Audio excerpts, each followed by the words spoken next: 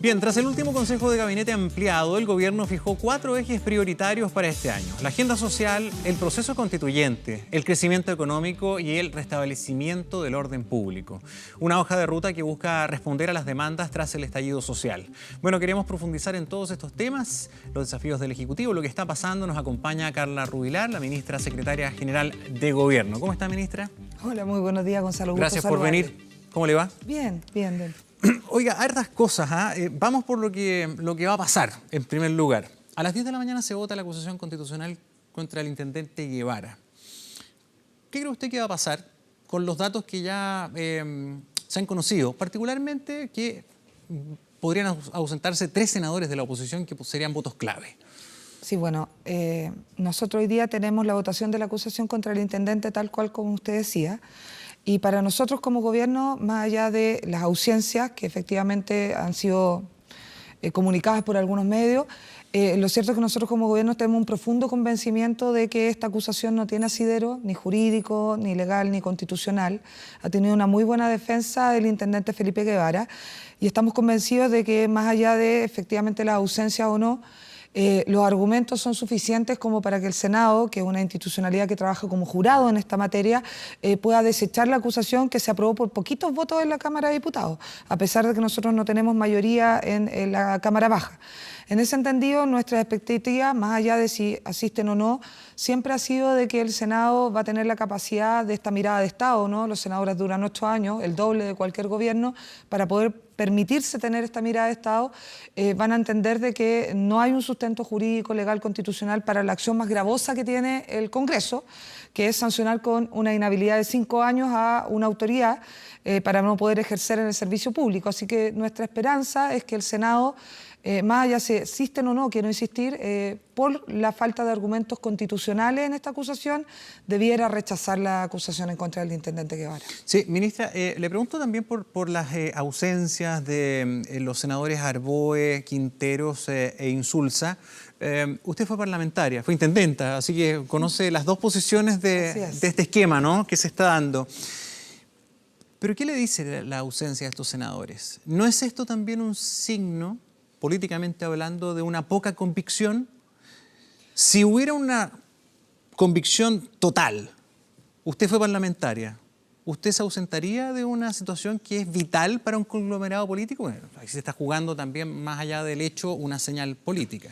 Bueno, efectivamente, como fui parlamentaria, por lo menos en mi caso particular, que es lo que uno puede hablar, porque es difícil ponerse en los zapatos de los otros, pero en mi caso particular yo fui a votar cuando tenía temas de convicción incluso muy enferma.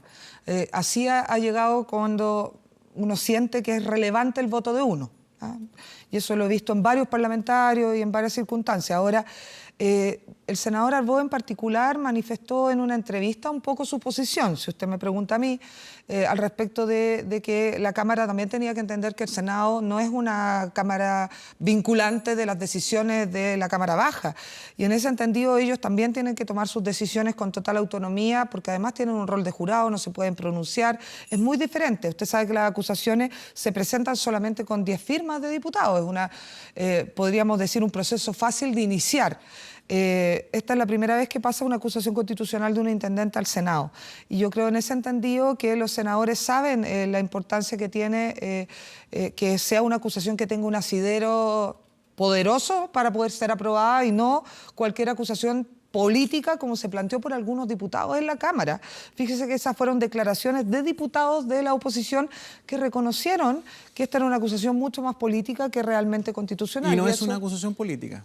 En estricto rigor es una acusación política para el gobierno. Nosotros creemos que aquí no están los sustentos jurídicos, legales, constitucionales que ameritan poder proceder a una acusación constitucional y que lamentablemente se está ocupando esta herramienta como una forma de juicio político que existe en otros países, pero que la herramienta acá en Chile no existe. O sea, ¿se está mal utilizando? Lamentablemente nosotros creemos que se está mal utilizando. Nosotros hemos como gobierno tenido una suerte de festival de acusaciones constitucionales, de interpelaciones, y yo fui parlamentaria, estuve a favor de algunas acusaciones constitucionales y rechacé algunas acusaciones constitucionales cuando se acusaba una autoridad en la cual yo era oposición, porque creo que esta es una herramienta que uno tiene que ocupar cuando hay una convicción profunda de una falla grave de una autoridad fallando claramente a la Constitución. Y esto no pasa en la acusación del intendente Guevara. ¿Deberíamos tener en nuestra normativa un elemento que permitiera hacer un juicio político, como existe en otras democracias? Yo creo que ese es un debate bien interesante que se va a dar probablemente dependiendo de lo que pase el día 26 de abril en el proceso constituyente, un proceso muy relevante para nosotros como gobierno,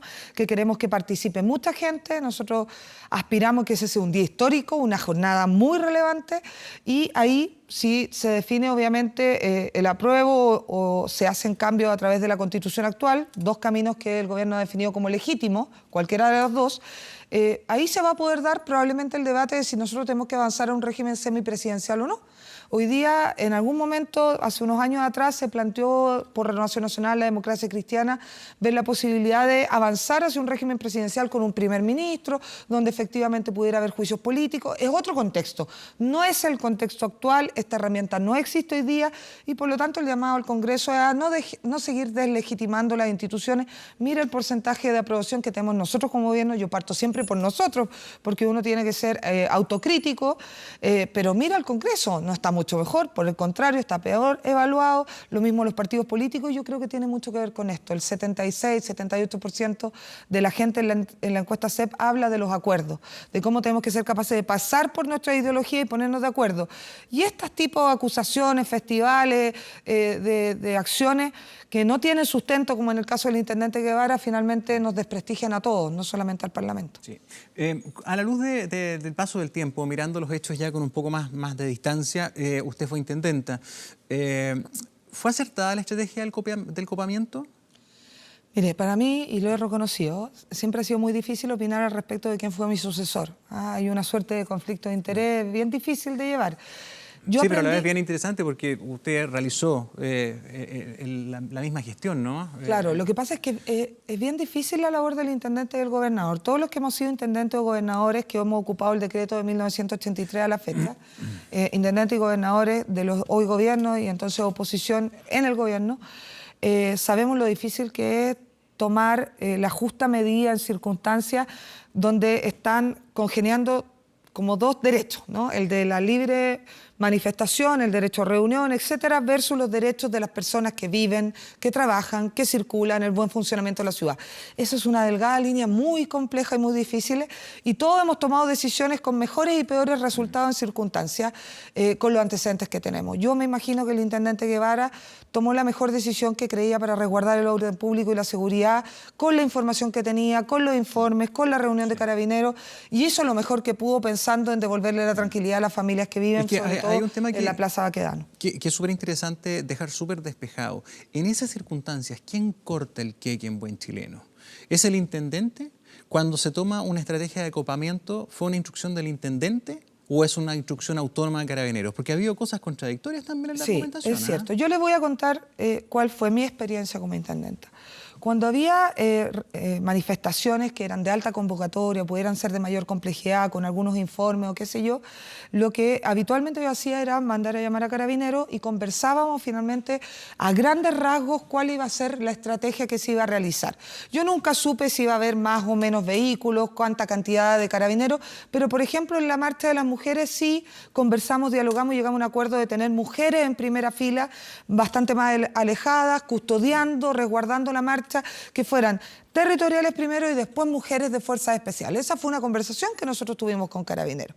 En general, las grandes manifestaciones eran conversadas, pero la estrategia operativa siempre fue una decisión de Carabineros. Tanto es así que ellos estaban en lo que era la división conocida como CENCO, la Central de Comunicaciones, y ahí se tomaban todas y cada una de las decisiones, y yo estaba en la DAC, que era otro lugar muy alejado de esto, donde yo podía ver cómo se estaban realizando los procedimientos, como podía ver usted desde aquí en TVN, qué estaba pasando con la marcha. Entonces, hay una separación entre la autoridad política y el tema operativo, pero yo trabajé muy codo a codo con Carabineros y en los casos más relevantes y más difíciles conversamos siempre las decisiones. De aquí en el futuro, ¿debería, en las próximas reformas, modificaciones, debería dejarse estos rayados como cancha? ¿Cuál debe ser el mejor modo de procesar una decisión y dejarlo establecido? Es decir, un intendente de aquí en más va a reunirse con la autoridad técnica y van a tomar una determinación en conjunto para aunar el criterio técnico, que evidentemente manejan los especialistas, y además el político, porque hay decisiones como, oiga, vamos a tener una sutileza, no vamos a utilizar ciertas herramientas como fuerzas especiales femeninas en el caso de manifestaciones, no solamente feministas, también se utilizó en algunos momentos de las movilizaciones estudiantiles. En fin, aunar criterios, pero eso debería estar normado, porque si no queda todo ahí a... ¿Sabe qué? Yo creo que si algo hemos aprendido en esta situación, en esta discusión de la acusación del intendente Guevara y de la situación que han vivido muchos intendentes y gobernadores, algunos de ellos en el Congreso, en la Cámara, en el Senado, es que probablemente el derecho a reunión, como un derecho constitucional, es un derecho que tal vez no debe estar normado en un decreto, debiera pasar hacia una ley, así lo ha planteado el ministro de Justicia, Hernán Larraín, y Derechos Humanos. Los organismos internacionales nos han planteado este tema y yo creo que ese debate donde usted plantea cómo vamos a regular, cómo debiera actuar la autoridad política con el carabinero o quien corresponda que regule ese tema, puede ser un tema muy relevante de normar dentro de este proceso de participación también de cómo regulamos el derecho a reunión, porque el derecho a reunión topa con otros derechos, no un derecho solamente ese derecho existe, sino que topa con el derecho a vivir en paz, la tranquilidad, la seguridad, quien trabaja, quien circula, y por lo tanto esa combinación... ¿Cuál es más importante para usted? No, es que no hay uno que esté por sobre el otro. Yo creo que es cómo logramos congeniar los diferentes derechos humanos, porque el mío en algún momento va a ser el derecho a manifestarme y expresarme pacíficamente, y el de otra persona al mismo tiempo va a ser otro, en el mismo momento y en el mismo lugar. Cómo congeniamos eso por el bien común es lo que finalmente vamos a tener que ser capaces de dilucidar en esta discusión parlamentaria. Sí, y así como en eso, en otras esferas de la discusión actual. Por ejemplo, para algunos, muchos a veces, una legítima herramienta de manifestación pacífica es tomar la bicicleta y dirigirse a un lugar a realizar una protesta, afuera de un lugar privado. Se ha hecho en la casa del presidente, ahora fue en las afueras de la jueza Acevedo a raíz de sus declaraciones por el caso del lamentable atropello fatal resultado de este hincha de Colo-Colo. ¿Cómo se evalúa desde su prisma ese derecho que algunos reclaman como algo legítimo, ir y manifestarse afuera para dar a conocer una postura? Efectivamente, ahí hay una delgada línea, porque en estricto rigor más se asemeja a una funa que a una manifestación pacífica, y las funas en general en sus bases tienen un poquito de concepto más violento, una suerte de amedrentamiento de una decisión que alguien tomó. Y a mí me preocupa sobre todo y sobremanera en el caso de la jueza, porque en general, nos guste o no nos guste los fallos de los jueces, nosotros como Ejecutivo siempre hemos dicho tenemos que ser muy respetuosos de la autonomía del Poder Judicial. Nos guste o no nos guste el fallo de un juez, finalmente tiene que poder fallar en libertad. Eso es lo que mantiene el corazón de la democracia. Cuando uno tiene amenazas de muerte, como en el caso de la jueza, cuando uno tiene una protesta más tirada hacia funa, afuera de su casa, finalmente te tenemos identificado, sabemos dónde vives, sabemos dónde está tu familia, pareciera ser más una presión al respecto de que uno no pueda volver a fallar en libertad que una manifestación pacífica. Y esto finalmente llevado el día de mañana, por ejemplo, al proceso constituyente, si gana la prueba y tenemos una convención constitucional, ya sea 100% mixta o sea 100% electa o mixta, ¿qué libertad va a tener ese constituyente de tomar una decisión al respecto, por ejemplo, del derecho de propiedad, si es que van a ir a perseguirlo en una funa? Ahí quería llegar. ¿Usted cree que se pone en riesgo el proceso constituyente si esto avanza después del plebiscito con este tipo de manifestaciones? Yo creo que la violencia pone en riesgo la democracia en general. No el proceso constituyente, no el plebiscito del 26 de abril, no solamente la decisión que puedan tener los asambleístas o constituyentes, como les llamamos, si es que la gente decide el 26 de abril por el apruebo, sino que la democracia. Una jueza que se siente inhibida de fallar porque tiene amenaza. Un policía que se sienta inhibido de seguir haciendo su trabajo dentro del marco de la ley y de los derechos humanos porque amenazan a sus hijos en el colegio. Un parlamentario que no se atreve a votar como cree en su conciencia porque lo persiguen, lo funan, etcétera. Eso es nefasto para la democracia y por eso nosotros como gobierno hemos sido tan claros en que aquí no puede haber ambigüedades, aquí no puede haber contextos de creer que yo creo que puede ser posible que a un diputado como el diputado Boric, a quien en algún momento a mí me tocó salir a respaldar porque lo que le pasó a él no es aceptable en democracia. Una agresión en una plaza. Independiente de que yo pueda pensar muy diferente al diputado Boric. Yo creo que eso es la línea que nosotros no podemos cruzar. ¿Y cómo plantean enfrentar esto? Porque, por ejemplo, ejemplo, cuando tuvimos el tema del que baila pasa y los distintos contextos que hemos ido conociendo, se legisló y se puso una normativa para castigar cierto tipo de elementos que antes no eran delito. ¿Han pensado en hacer también una ley antifuna, por ejemplo? Mire, primero... Porque hoy día, perdón, no hay una herramienta como para ir a detener personas que hagan estas manifestaciones. O sea, hoy día eso es un... Mire, primero agradecer a la oposición que nos permitió sacar adelante algunas leyes muy relevantes que han permitido hoy día que algunas personas por ataque en una comisaría o en el sector de San Ramón haya quedado con prisión preventiva que anteriormente no habrían quedado, o por ejemplo en Antofagasta alguien con barricada con arresto domiciliario nocturno. Agradecemos a la oposición, obviamente a nuestro conglomerado, pero también a la oposición porque son leyes que hace 5 o 6 meses pensamos que no habríamos sacado adelante. Y agradecemos a esa posición democrática que condena la violencia y que nos ayuda. Al respecto del tema de la funa, los ataques en redes sociales, las amenazas en general están normadas, están reguladas como delito, qué sé yo. Pero hay un contexto que es bien interesante a nosotros como gobierno que ya está avanzando en el Parlamento con una mirada que nosotros creemos que podríamos complementar, que es la ley de incitación al odio. Fíjese que en países desarrollados hay una ley que sanciona a quienes incitan el odio hacia otras personas o en ciertas circunstancias. Tal vez podría ser un contexto interesante lo que nosotros estamos viviendo para ver cómo regulamos esto, que tiene una delgada línea con la libre expresión, sí, porque y lo sabemos. hay gente que probablemente la está escuchando y dirá, otra vez van a ir por criminalizar el derecho a la ojo, porque hay países muy democráticos que defienden muy fuertemente la libre expresión y que han normado este tema en materia de incitación a odio, porque a veces, por ejemplo, los ataques, en la misma ley SAMU de antidiscriminación terminó siendo un ataque de odio. Tenemos personas que por su orientación sexual o identidad de género también sufren crímenes de odio, por temas religiosos sufren crímenes de odio y también por expresiones, finalmente por pensar diferente sufren crímenes de odio. Hay una moción que avanza en el Congreso al respecto de la negación de los crímenes de lesa humanidad en este país. Tal vez podríamos efectivamente ver ahí cómo avanzar en otras expresiones de odio que tampoco pudieran darse, así como la negación de los crímenes en materia de la dictadura, que podrían dar un contexto mucho más amplio y mucho más fuerte a lo que es el respeto, finalmente, porque detrás de una ley que condena la incitación al odio estamos hablando de una generación que defiende el respeto y el derecho a pensar diferente. Sí, aparece una encuesta que es Criteria. 60% de los chilenos cree que Carabineros incita a la violencia. 60% de los chilenos cree que Carabineros incita a la violencia. Además, 59% de los encuestados, casi el 60%, cree que funcionarios de la institución policial dañan intencionalmente a las personas. Sí. Una golpiza brutal en Puente Alto. Hay otras denuncias de apremios ilegítimos, por lo menos 2 que están investigándose. Si no hubieran estado esas cámaras, no sé si sabríamos o hubiéramos tenido una reacción tan inmediata como la que hemos visto, que la propia institución margina a estos funcionarios de Carabineros. ¿Se puede confiar en Carabineros así o no? Nosotros estamos convencidos de que la crisis que hoy día vive Carabineros, que está reflejada en esos números que usted me comentaba, es una profunda crisis de hace mucho tiempo. Estamos hablando de Carabineros, llevan 93 años, muchos de ellos muy bien evaluados.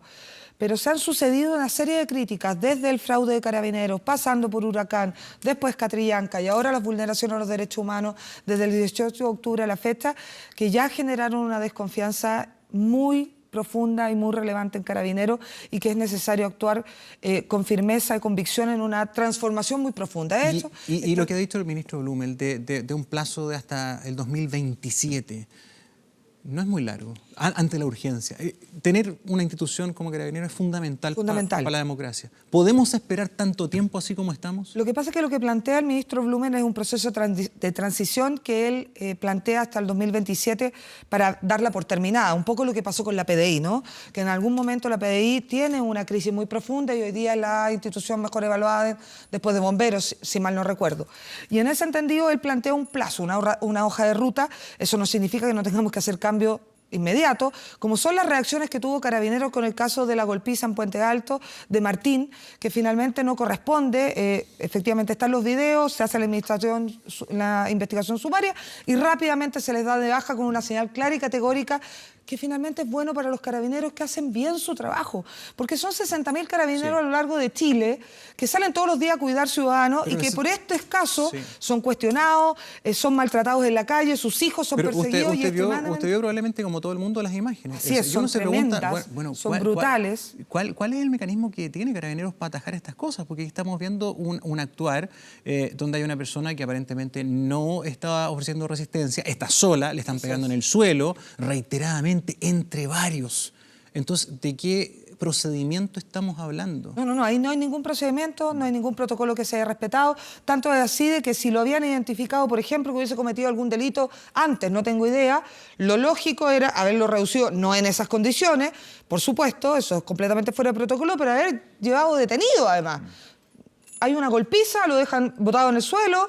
O sea, no hay nada. No, asistencia, que pueda... o sea, no se cumplió nada. No se cumplió nada. Sí. Y obviamente eso daña enormemente a la institución y enormemente a los carabineros y carabineras que hacen su trabajo. Sí. Yo diría que hoy día, además de la ciudadanía que está completamente indignada de algo así, completamente desilusionada, los mismos carabineros y carabineras les duele mucho esto.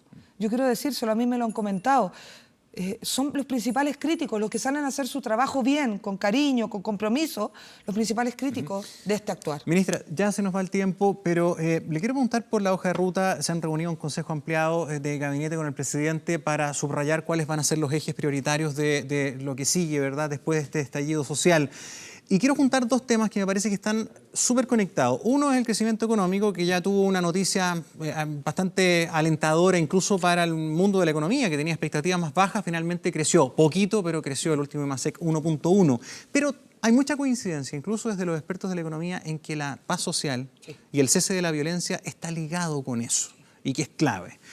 Por eso le pregunto, por las dos cosas. Mire, hay un centenar de esquinas sin semáforo, no solamente en Santiago. Hay un caos en algunas ciudades donde hace rato que ya eso no funciona. Hay una estación Baquedano que está ahí cerrada, no se puede ocupar. La gente de Metro está pidiéndole al gobierno que la reabra, que está técnicamente operativa. ¿Nos vamos a tener que acostumbrar a este nuevo escenario? ¿Cómo se ve, cómo se evalúa este mundo en el que estamos viviendo, digamos? Para algunos todavía bastante inseguro. Sí, no, es innegable que no hemos podido volver a la cotidianidad. Yo ya no ocupo la palabra normalidad, ni siquiera entre comillas, porque al final del día, post 18 de octubre, nunca vamos a volver a la normalidad, ni queremos volver a la normalidad porque queremos que Chile cambie, que sea un país diferente, que sea mejor que antes. Por eso yo hablo de la cotidianidad. Y en esa cotidianidad nos quedan muchas cosas por hacer y por eso nosotros tenemos este eslogan que se llama Nos queda mucho Chile juntos. Nos queda mucho por hacer. Por Dios que nos quedan cosas por avanzar. Pero solamente lo vamos a lograr juntos. 76-78% de la gente dice que los acuerdos son el camino. En ese sentido, nosotros bajo este lema de que nos queda mucho por hacer, nos queda mucho país por construir y mucho de eso lo tenemos que hacer juntos, tenemos 4 ejes. En esos 4 ejes, uno tiene que ver con la acción económica, pero una acción económica de protección del empleo, de nuevo trato con los consumidores, de nuevo trato con los trabajadores, cambiando el switch de que parece que el crecimiento es un fin en sí mismo. No, no es un fin en sí mismo. Queremos que nos vaya bien económicamente para tener recursos para cerrar las brechas, porque orden público y seguridad ya no es más carabineros, menos carabineros, más semáforos, menos semáforos, que tenemos que actuar para efectivamente ir recuperando esta cotidianidad. Pero es paz social. Y la paz social es más que orden público. Y por eso hay que hacer acciones sociales. Pensiones, salud, combate a los abusos, a los privilegios, finalmente terminar aumentando los ingresos de las familias, bajando el costo de la vida, porque es paz social. Por supuesto es que más que orden público y seguridad. Y ahí hay temas de fondo que son lo prioritario para que lo otro, como el orden público, mejore.